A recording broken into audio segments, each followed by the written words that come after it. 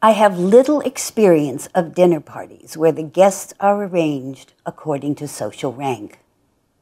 But I was once seated across the table from the guest of honor, a high-ranking member of the episcopacy. Whatever his gifts as a church leader, as a conversationalist, he was dead wood, at least with women guests. He spoke vigorously enough to the man on his right. It did not take long until I yearned to be sitting at the far end of the table. My wish had nothing to do with humility. It was a longing for comfortable companions with whom to enjoy the dinner.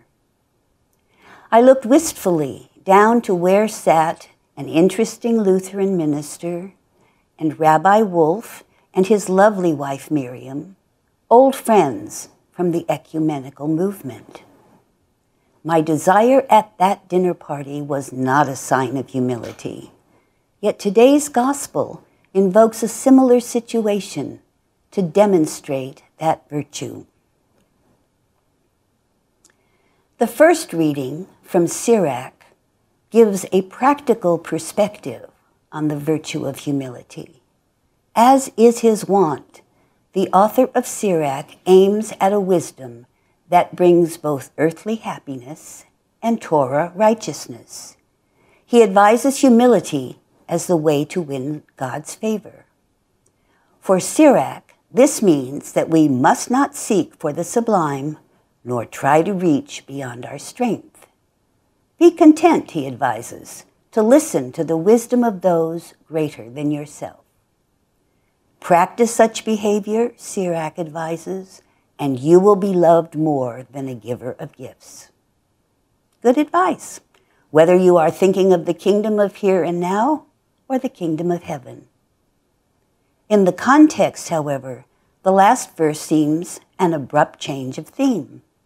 Alms atone for sins.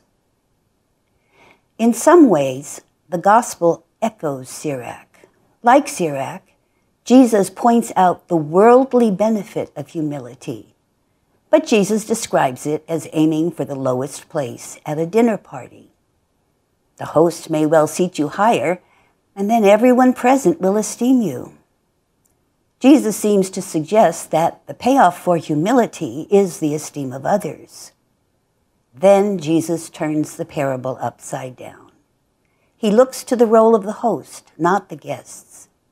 In doing so, he expands the tagline of Sirach. When you are the host, Jesus says, invite the beggars, the crippled, the lame, and the blind. This involves more than giving alms. The admonition requires that you associate yourself with those who are outcast because they are weak, damaged, deemed inferior. This is what Jesus did. He sought out the company of those who were powerless and despised, the beggars, the sinners, the tax collectors, the women. He ate with them, and in doing so brought contempt upon himself. This humility brings no worldly benefit. Perhaps the etymology of the word can help us to plumb its meaning. At the root of humility is the word humus, the Latin word for soil. Not dirt, which is sordes, but soil, as in the rich material in which we plant our food, and even more importantly, the material which the Creator used in forming Adam and Eve. Herein lies, I think, the ambiguity and confusion that the virtue of humility seems to create. On the one hand, the earthiness of the word implies can lead us to consider ourselves inferior, destined to a lower place in the world and in the kingdom, and admonished to keep that place. We have seen slave owners promote that understanding of the virtue of humility to keep the slaves in their place. We have seen it promulgated by factory owners to maintain a docile workforce. And, yes, we have seen women in all conditions of life constrained by the understanding preached from pulpit and family. Keep your place. Eschew ambition. You don't deserve to be any higher than you are. But there is another side to the root of the word. The humus in humility can remind us of our common humanity, a condition that bids us to think everyone are equal, to give alms because the needy one is our sister and brother, to seek the company of the lowly because they are us. And though all of us are created from the common soil, we are made little lower than the angels. We are made in the image and likeness of God. All of us. Jesus demonstrated that side of humility too. As a guest, he reminded Simon the Pharisee that he deserved to have his feet washed. As a host at the Last Supper, he showed that his guests deserved to have their feet washed by him. In assuming the fullness of human nature, he became like us in all things, save sin. If we are to be humble after the pattern of Jesus, then, we must assume the dignity that comes from being made in God's image, only a little lower than the angels. The dignity that comes from knowing that the Word chose to be made flesh like us.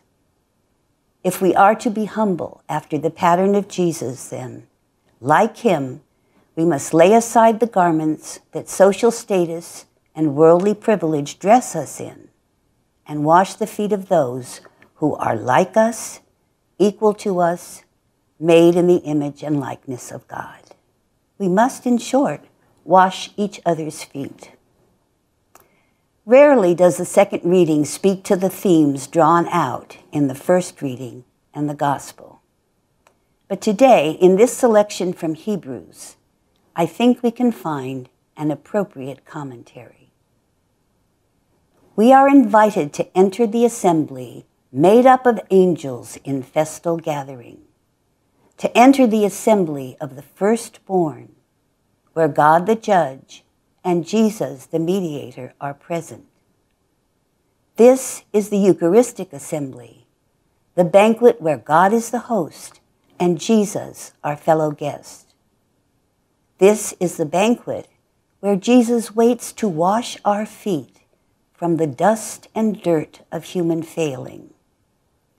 This is the banquet where we will not be asked to go lower, but to draw nearer, standing in the full dignity of our humanity, risen with Jesus through baptism. Keep your place, yes, and your place is here at this banquet, where you will be fed the bread of angels. Strengthened by this bread, you will go forth to wash feet, feed the hungry, comfort the dispirited, protect the stranger. For you will see in each of them the image of God, the face of Christ.